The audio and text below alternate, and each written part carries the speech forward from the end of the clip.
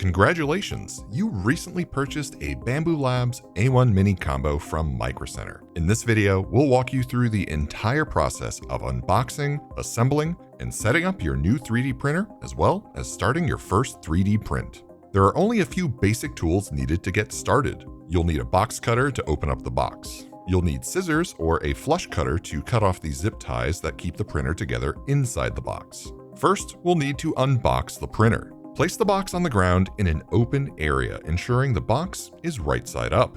Slice open the top of the box and open the cardboard. There's two handles for the bag which are taped to the top sides of the box. Pull off the tape and pull the entire bag by the handles. This allows you to fully pull all the parts from the box in one motion. Pull the part bag from the box and set the box aside. Open the plastic bag and then you can discard the bag. All of the parts will be stacked in foam pieces. Remove the cardboard piece on the top. Carefully set the AMS Lite piece to the side. Take out the foam piece on the side. In here, you will find 4 rotary spools for the automatic material system, nestled in the foam, as well as the accessories. This is the parts box. The parts box will contain everything that you see here, and we'll review the contents of the parts box later. We will also find the printout for the disclaimer and safety guides and the Bambu filament swatches. With everything set aside, start removing the rest of the packing material. The AMS Lite stand slides out easily and it can stand up on its own. Remove the foam pieces covering the A1 Mini and flip open this cardboard piece. The A1 Mini is on the bottom with the main piece of foam. Gently slide it out of the foam and set it aside. The manual will be sitting on the heat bed. Make sure to familiarize yourself with the steps of the build process. Under the A1 Mini are some additional parts, such as the PTFE tubes for the AMS Lite and some sample filament. There's also a purge wiper nestled in this foam piece. In this cardboard compartment, we will find the spool holder and a project box included with every A1 Mini combo. All parts are now unboxed and ready for assembly. To begin assembly, we'll start by unlocking the heat bed. Start with the A1 Mini base housing. Remove the foam around the heat bed and the X-axis. Slide off the plastic protective cover. Next, there is one plastic Z-axis limiter that locks the Z-axis in place. Use the Allen key H2 tool to remove a total of 4 screws from the plastic piece, and then remove the plastic piece. Cut the zip tie on the tool head and remove the foam padding. Under the heat bed, slide out the 2 foam paddings, which will reveal 3 screws. Using the Allen key H2 tool, tighten the 3 screws that are circled in green to lock the heat bed. Next, slide the purge wiper unit into the slot at the end of the X-axis. Install the M312 screw from the accessory box and use the Allen key H2 tool to fix it in place. The printer is all set. Now you can install the single spool holder if you have a regular A1 Mini, or install the AMS Lite if you have an A1 Mini combo. To install the single spool holder, align the base plate to the screw holes on the back of the A1 Mini. Use the 2 M3/8 screws from the accessory box. The Allen key H2 tool can be used for this. Align the spool holder with the slot orientation and slide it into place. Use the shorter PTFE tube included with the printer. Simply slide one end of the tube into the tool head filament inlet in either one of the 4 slots and the other end into the filament guide. Now place a spool on the spool holder with the lead of the spool facing clockwise. Thread the filament manually until it hits the tool head. You are now ready to print with a single spool. For the assembly of the AMS Lite, place the AMS Lite on the table and cut the zip ties on the top. There's 2 zip ties wrapped around the AMS Lite body. Cut both of these zip ties. Now remove the foam around the AMS Lite body. Place the AMS Lite stand on the table.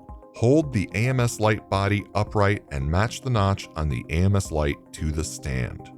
Use the 4 AMS stand screws in the parts box and the H2 Allen key tool to attach the AMS Lite to the stand. To attach the rotary spools to the AMS Lite, match the color of the rotary spool to the color on the AMS Lite. There are 2 labeled green and 2 labeled orange. Slide the rotary spool onto the AMS Lite until it clicks into place. To attach the AMS Lite to the printer, put the AMS Lite on the right side of the A1 Mini.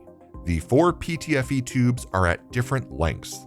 The 2 shorter PTFE tubes will run into the 1 and 2 slots since they are closer to the tool head.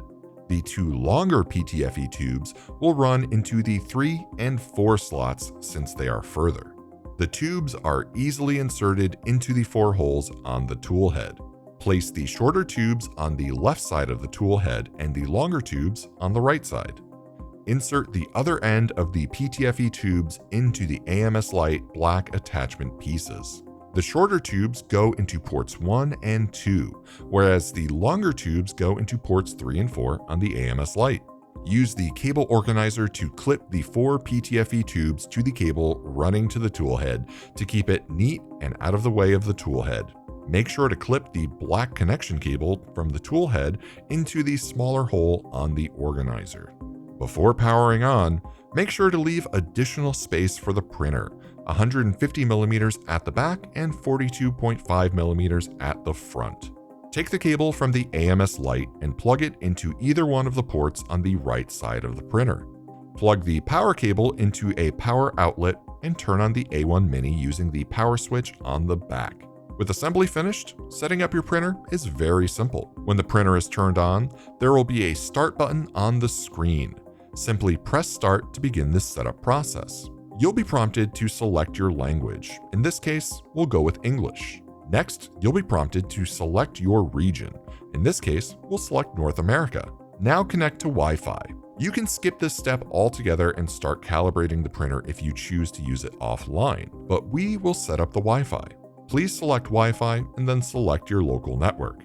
Make sure you're on a network capable of 2.4 GHz. If your router only has 5 GHz available, you may have to adjust your router settings to open up to the 2.4 GHz bandwidth.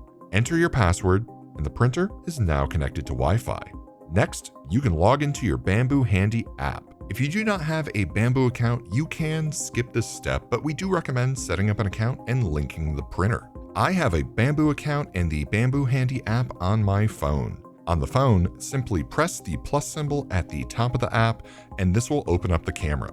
Scan the QR code on the screen, and you can link the printer to your account. This allows you to print remotely from anywhere that you can access your account.